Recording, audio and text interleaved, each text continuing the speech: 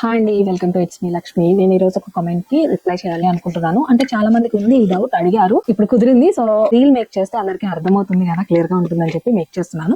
Mostly doubt similar గానే ఉంటుంది ఈ క్వశ్చన్ కి. అదేంటి అంటే, మనం బ్యాంగిల్ ఆర్డర్స్ తీసుకునేటప్పుడు ముందు పేమెంట్ తీసుకుంటామా, లేదంటే బ్యాంగిల్స్ రెడీ చేసి పంపించిన తర్వాత వాళ్ళు అమౌంట్ పంపిస్తారా అని.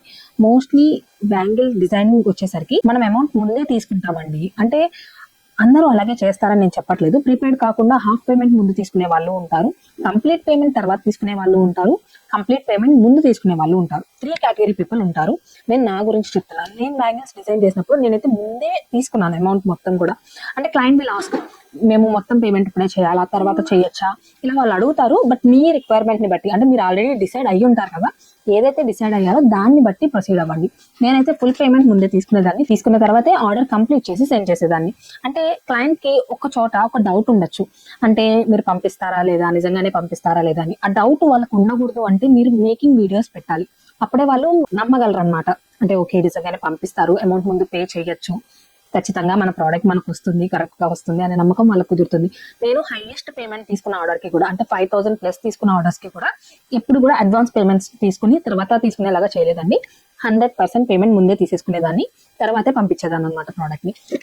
అయితే అలా అందరూ ఒప్పుకోరేమో నాకు తెలియదు, బట్ నాకు వచ్చిన క్లయింట్స్ అందరూ కూడా ముందే ఫుల్ పేమెంట్ చేశారు. ఒకవేళ మీ క్లయింట్ మీకు ఫుల్ పేమెంట్ చేయడానికి ఇష్టపడకపోతే అట్లీస్ట్ 50% ఖచ్చితంగా తీసుకోండి. అందుకని 10%, 20% తీసుకోవద్దు. కొన్నిసార్లు ఏమవుతుంది అంటే, ఒకసారి క్లయింట్ డిజైన్ చేసిన తర్వాత వాళ్ళకి నచ్చకపోవచ్చు. అలాంటి సిచ్యువేషన్ లో ఏమవుతుందంటే, వాళ్ళు వద్దు, ఓకే మా 50% పోయినా పర్లేదు, మాకు ఆ బ్యాంగిల్స్ వద్దు అనుకుంటే అట్లీస్ట్ మీకు మెటీరియల్ కాస్ట్ అయినా వస్తుంది. ప్రాఫిట్ రాకపోయినా లాస్ రాదనమాట. అట్లీస్ట్ మీకు ఆ మెటీరియల్ కాస్ట్ కొంచెం అడ్జస్ట్ అవుతుంది. అలా కాకుండా మీరు కంప్లీట్ పేమెంట్ తర్వాతే పంపిస్తాము అన్నారనుకోండి, అది డిఫికల్ట్ అవుతుంది. ఎందుకంటే మీరు అంతా డిజైన్ చేసిన తర్వాత మాకు నచ్చలేదు, మేము పేమెంట్ చేయము అన్నారనుకోండి, మీకు ఇక్కడ మెటీరియల్ కాస్ట్, ఎఫర్ట్స్ మొత్తం అన్ని కూడా వేస్ట్ అయిపోతాయి అనమాట. సో మోస్ట్లీ పేమెంట్ అట్లీస్ట్ 50% కన్నా బిలో తీసుకోకండి. 50% మినిమం తీసుకోండి, అప్పుడే బ్యాలెన్స్ అవుతుంది. లేదు అంటే కనుక ఫుల్ పేమెంట్ తీసుకోండి. సో నేనైతే ఫుల్ పేమెంట్ తీసుకునే చేశాను, బట్ అన్నిసార్లు అన్ని కండిషన్స్ లోనూ అలాగే వర్కౌట్ అవ్వదు కాబట్టి మీకు 2 ఆప్షన్స్ చెప్పాను.